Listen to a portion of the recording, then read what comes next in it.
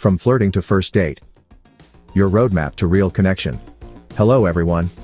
It's fantastic to have you here.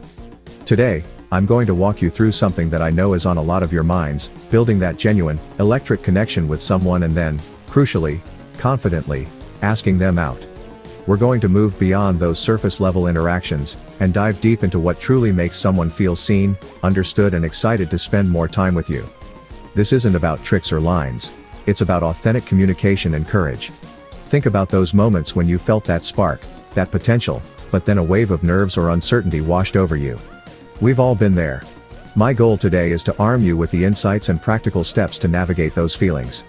By the end of this guide, you'll know how to transform those nervous butterflies into a real romantic opportunity, one that feels natural and exciting for both of you. You'll learn how to lay the groundwork for a fantastic first date. So if you're ready to stop wondering what if, and start creating amazing experiences, you're in the right place. Get comfortable. Maybe grab a notepad because you'll want to remember these tips. And let's dive right in. We're about to turn those anxieties into action, and those daydreams into actual dates. Let's get started on mastering the art of connection and making that first move feel effortless and effective. Confidence is magnetic. Your authentic superpower. Now, let's talk about confidence. I remember a time, years ago, standing at an event, wanting to talk to someone who seemed incredibly interesting, but my feet felt glued to the floor. My version of confidence back then was trying to be someone I wasn't. Louder, more overtly charming. It felt awful and frankly, it didn't work. True confidence, the kind that genuinely attracts, isn't about a performance. It's about an inner state of being comfortable in your own skin, knowing your worth, and projecting that quiet self-assurance. It's the calm energy you exude when you're not trying to prove anything to anyone, and that, my friends, is incredibly magnetic. This authentic confidence is a key element that can draw the person you're interested in towards you. It's not about being the most boisterous person in the room, the one demanding all the attention. Instead, it's about embodying a sense of ease with who you are, your quirks, your passions, your vulnerabilities. It's about showing up as your true self, without apology. When you operate from this place, people feel it. They sense your genuineness, and it makes them curious. It makes them want to know more about the person who seems so at peace and present. Over time, our collective understanding of what confidence truly means has evolved, and thank goodness for that.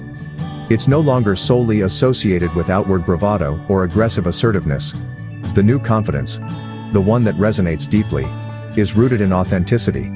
It's about self-awareness, emotional intelligence, and the courage to be vulnerable.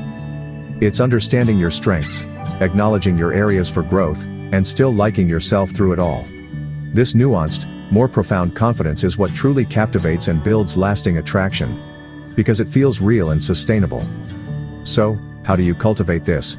It starts with self-work, with understanding yourself, and with practicing self-compassion. It's about small, consistent actions that build self-trust. Maybe it's pursuing a hobby you love, speaking up in a meeting, or simply setting a boundary. Each act reinforces that you are capable and worthy.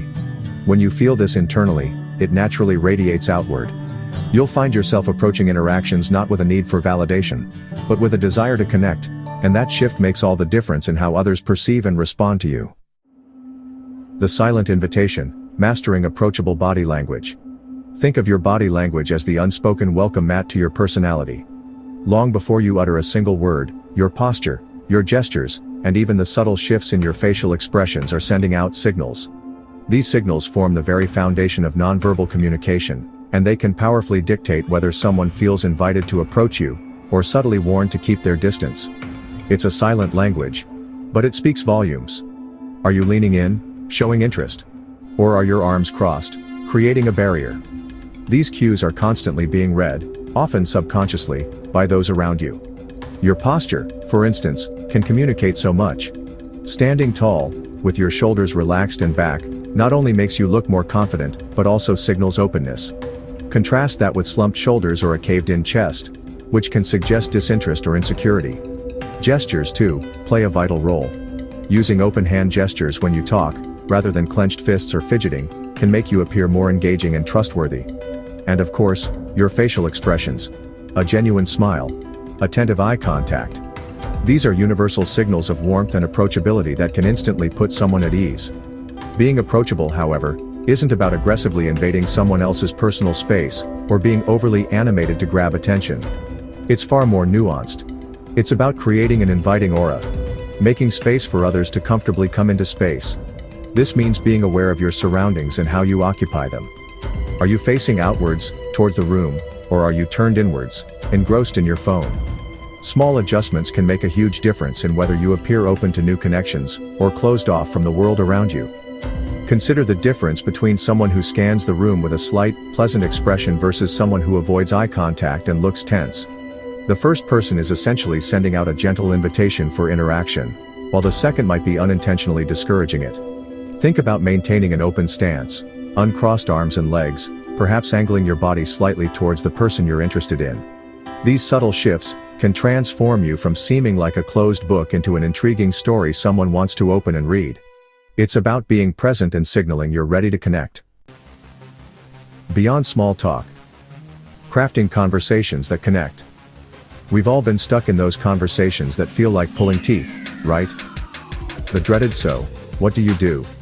followed by a one-word answer and an awkward silence. There's truly an art to starting a conversation that not only flows, but genuinely captivates and engages the other person, making them to talk to you. It begins with moving beyond the mundane and showing a real curiosity about who they are, not just what they do for a living or where they're from. Think about conversations that have left you feeling energized and understood. They likely went deeper than surface-level pleasantries. Open-ended questions are your absolute best friends in this endeavor. These are the questions that can't be answered with a simple yes or no. They invite elaboration, encourage storytelling, and open the door to more meaningful interaction. Instead of "are you having a good time?" which might just get a yes. Try something like, "What's been the highlight of your evening so far?" Or "What are you most passionate about outside of work?" These questions require more thought and often lead to more interesting, revealing answers that you can then build upon. For example, if you notice someone looking at a piece of art in a gallery, instead of saying "nice painting, huh?" you could try, "What draws you to this particular piece?" Or, "What kind of art usually speaks to you?" If you're at a social event, and someone mentions they just got back from a trip, don't just ask, "Where did you go?" Ask, "That sounds amazing. What was the most unexpected thing you experienced there?" These types of questions show genuine interest and give the other person a platform to share something more personal and engaging, fostering a real connection. But asking great questions is only half the battle. The other, equally important half is active listening. This means truly hearing what they're saying, not just waiting for your turn to speak. Nod, make eye contact, offer verbal cues like, "That's interesting," or "Tell me more." Reflect back what you've heard to show you're engaged. So, it sounds like that trip was a real adventure for you. When someone feels truly listened to, they feel valued, and that's a powerful foundation for any connection. Especially one you hope might turn romantic. Chapter 4. Laughter. The universal language of connection. There's something magical about shared laughter, isn't there? It's like an instant bridge between two people. Humor, when used thoughtfully, is an incredibly powerful, universal connector. It has this amazing ability to diffuse any initial tension or awkwardness that might be lingering in the air, especially when you're just getting to know someone. A well-timed, light-hearted comment or a shared chuckle over a silly observation can break down barriers faster than almost any serious, deep and meaningful conversation can, at least in those early stages. It makes the interaction feel more relaxed, more enjoyable, and more human. Think about the times you felt most connected to someone new. Chances are, laughter played a part. When you laugh with someone, you're creating a shared positive experience. It's a signal that you're on the same wavelength, that you can find joy in the same things. This doesn't mean you need to be a stand-up comedian or constantly crack jokes. Often, the most effective humor is situational, observational, or even a little self-deprecating, as long as it's not overly negative. It's about finding those light moments and sharing them. When humor is used right, a good laugh can build a bond faster than many other approaches. It creates an us against the world feeling, even if it's just us chuckling at an odd song playing in the coffee shop. The key is when used right. This means ensuring your humor is inclusive, not offensive, and never at someone else's expense, especially not the person you're trying to connect with. Sarcasm can be tricky with new people as it can be easily misinterpreted. Aim for warmth, wit, and playfulness rather than biting cynicism or inside jokes they wouldn't understand. So, look for opportunities to inject a bit of lightheartedness. Maybe it's a funny observation about your surroundings, a playful tease if the rapport is right, or simply sharing a genuinely amusing anecdote. If they say something that you find genuinely funny, laugh. Show your appreciation for their humor too. This reciprocal exchange of lighthearted energy is what builds rapport and makes the interaction memorable and fun. It signals that spending time with you is likely to be an enjoyable, uplifting experience, which is a huge draw. Chapter 5. The Gift of Acknowledgement. How genuine compliments build bridges. Let's be honest, who doesn't appreciate a sincere compliment? It's such a simple gesture, yet it carries so much weight. A genuine compliment is like a little gift of acknowledgement. It shows you've noticed something positive about the other person, and you've taken the time to voice it. This act of affirming someone's positive attributes, whether it's their style, their laugh, their intelligence, or a specific talent they've shared, can instantly build a bridge and make them feel seen and valued. It's a fundamental human need to feel appreciated. The key word here, of course, is genuine. People are remarkably adept at spotting insincerity. A generic throwaway compliment like, "You look nice" can fall flat, or worse, come across as a line. But a specific thoughtful compliment, that's where the magic happens. It shows you're paying attention, that you're not just going through the motions. Instead of "I like your dress," which is okay, try something like, "That color looks incredible on you, it really brings out your eyes." See the difference? The specificity makes it personal and much more impactful. Think about compliments that go beyond the physical. While appreciating someone's appearance is fine, compliments about their personality, their intellect, their kindness, or their passion often resonate more deeply.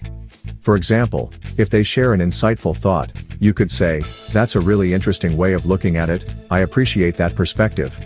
Or if they tell a story with enthusiasm, "I love how passionate you are when you talk about topic." These types of compliments show you're engaging with them on more than just a surface level. Remember, the goal of a compliment isn't just to flatter, it's to connect. It's an offering, a way to make someone feel good and to show your positive regard. When you deliver a compliment, do it warmly and sincerely, without expecting anything in return. Just offer it, let it land, and then move the conversation forward. It's not about showering them with praise, but about finding those authentic moments to acknowledge something you genuinely admire. This creates warmth, fosters positive feelings, and makes the interaction much more memorable and pleasant for them. Chapter 6. The Perfect Moment. Why timing is everything when asking someone out. You know how a perfectly delivered punchline can make a joke hilarious, but if the timing is off, it just falls flat? Well, asking someone out is surprisingly similar. Timing is absolutely crucial. You could have the most charming approach, the most thoughtful date idea, but if you choose the wrong moment to ask, you could significantly lower your chances of getting a yes, or even make the other person feel uncomfortable. It's not just what you say, but when you say it that can make all the difference in the world. Imagine this. She's clearly stressed, rushing to a meeting, or deeply engrossed in a conversation with someone else. Is that the ideal time to interrupt and ask for a date? Probably not. If she's distracted, feeling pressured, or in a situation where she can't give you her full attention, your request might not be received in the best light. It could even come across as insensitive to her current state or situation.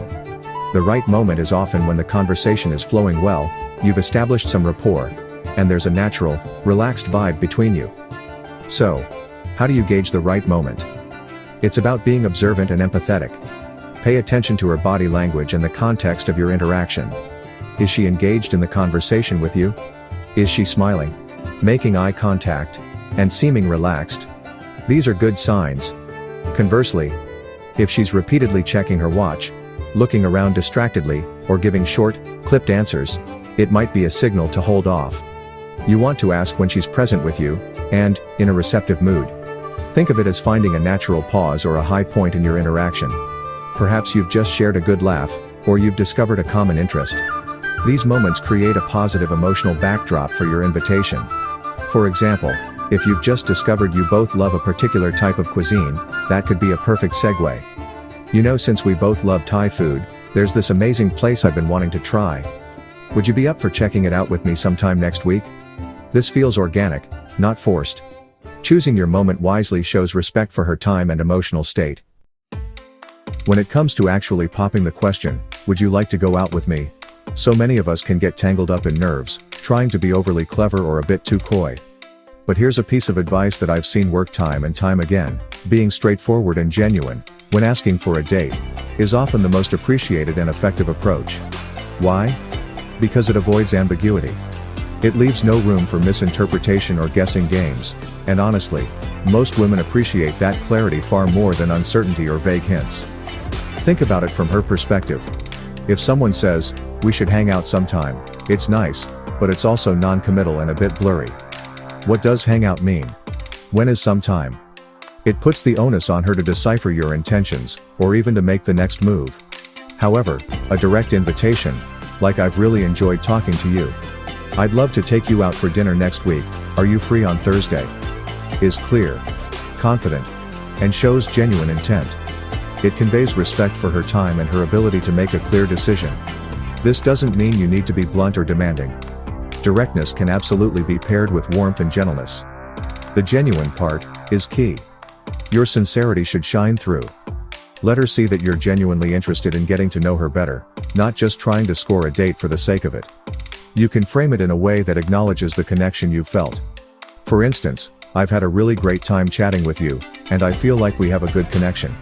I was wondering if you'd be interested in going for coffee this weekend?" Ultimately, clarity is kind. It respects the other person enough to be honest about your intentions and to give them a clear proposition they can respond to. It takes courage, yes. But that courage is often very attractive.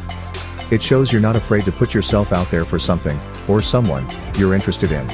So, take a deep breath, summon that authentic confidence we talked about, and ask in a way that is both clear and true to you. More often than not, your directness will be a refreshing change. Alright, so you've decided to be direct, you've found your moment. Now, what exactly are you going to suggest? Simply saying "want to go out sometime" is better than being vague, but you can elevate your approach significantly by suggesting a specific plan. Coming up with a concrete date idea, even if it's a simple one, shows thoughtfulness and initiative. It immediately tells her that you're not just throwing out a casual low-effort invitation, but that you've actually put some thought into how you might enjoy spending time together. This demonstration of effort can be incredibly appealing. It signals that you're genuinely interested and willing to take the lead in making something happen. Instead of leaving it open-ended, with "what do you want to do?" which can sometimes feel like putting the planning burden on her, proposing an idea takes that pressure off. For example, "There's this new cafe that just opened up with amazing reviews, and I was thinking of checking it out on Saturday afternoon. Would you like to join me?" is much more compelling than a generic "let's get coffee." The beauty of suggesting a specific plan is that it also makes it easier for her to say yes. She knows what she's agreeing to. The activity, roughly when, and what to expect. This clarity removes a lot of the potential friction or back and forth that can happen with vague plans. Of course, it's always good to be flexible. If your specific suggestion doesn't work for her schedule or isn't her cup of tea, be open to alternatives. The initial suggestion, however, still shows that you took the initiative. When thinking of a plan, try to make it something relatively low pressure for a first date. Especially if you don't know her very well yet. Coffee, a walk in the park, visiting a local market, or a casual drink are often great starting points. If you picked up on any of her interests during your conversations, even better. You mentioned you love live music. There's a great acoustic set at venue on Friday. Interested? Tailoring the suggestion, even slightly, shows you listen and care about her preferences, which is a massive plus. It transforms the invitation from just a date to a potentially shared experience. So, you did it. You asked her out, suggested a specific plan, and she said yes. That's fantastic. But the journey doesn't quite end there. What happens between the yes and the actual date is also incredibly important. Following up with enthusiasm in the days leading up to your planned meeting reinforces your interest and, crucially, keeps that positive energy and anticipation alive. It shows her that you're genuinely looking forward to it, and that she hasn't just become another appointment in your calendar. This doesn't mean you need to bombard her with messages every hour. That could quickly become overwhelming or seem needy. Instead, think of it as a gentle nudge, a warm reminder that you're excited. A simple message the day after you make plans, or perhaps a day or two before the date itself, can work wonders. Something like, "Hey, her name. Just wanted to say again I'm really looking forward to our coffee on Saturday. Hope you're having a great week. is perfect. It's light, positive and reaffirms your interest. This kind of follow-up serves a few purposes. Firstly, it confirms the plan, reducing any chance of miscommunication or a forgotten arrangement. Secondly, it keeps the connection simmering. Life gets busy, and a little reminder can bring the upcoming date back to the forefront of her mind in a pleasant way. Thirdly, and perhaps most importantly, your expressed enthusiasm can be contagious. If she sees you're genuinely excited, it's more likely she'll feel excited too. It builds that positive anticipation that makes a first date feel special. Think about how you feel when someone shows genuine anticipation to spend time with you. It's a great feeling, right? It makes you feel valued and desired. So, extend that same courtesy. You could even tie your follow-up to something you discussed. Saw this article today, and it reminded me of our chat about topic. Looking forward to continuing the conversation on day of the date. This shows you were listening, and that the connection is still on your mind. Maintaining this warm, enthusiastic, but not overbearing contact helps bridge the gap and ensures you both arrive at the date feeling positive and connected. By now you should feel much more equipped and ready to go from those initial sparks of flirting to confidently asking someone out. Remember, the golden threads running through all of this are authenticity, being approachable, and genuine enthusiasm. When you engage with her interests, plan thoughtfully, and communicate with openness and clarity, you're not just trying to secure a date. You're laying the groundwork for what could become a truly meaningful relationship. These steps are about building real connections. If you liked this video, you'll love this video about, are you secretly craving a genuine emotional intimate connection? It's a perfect next step. Before we close, I want to leave you with a quick reflection, a little piece of homework if you will. Can you think of someone in your life right now, perhaps someone you've been sharing some great conversations with, that you'd like to try asking out using some of these ideas? Take a moment. And if you found this guide helpful, please do share your thoughts, your own experiences, or even your anxieties in the comments below. Your insights and stories could be exactly what someone else needs to read to take that brave step on their own journey. Thank you so much for joining me today and for investing this time in yourself and your ability to connect. If you want more content like this, designed to enrich your love life and boost your social skills, make sure to hit that subscribe button and the notification bell. Remember, every single interaction, no matter how small it seems, is an opportunity to connect, to learn, and to grow. So go out there and start creating those memorable moments.